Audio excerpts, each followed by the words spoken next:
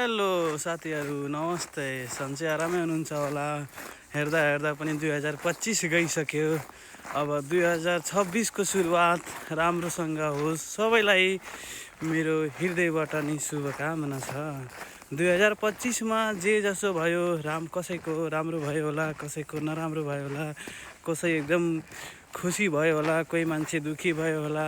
जे जस्तो भए पनि 2025 मा भइसक्यो, बितिसक्यो र 2026 मा आउने सम्पूर्ण साथीहरूलाई, मेरो मित्रहरूलाई, दाजुभाइहरूलाई शुभकामना दिन चाहन्छु कि 2026 एकदम राम्रो होस् र नयाँ नयाँ कुराहरू सिक्न पाउनुहोला।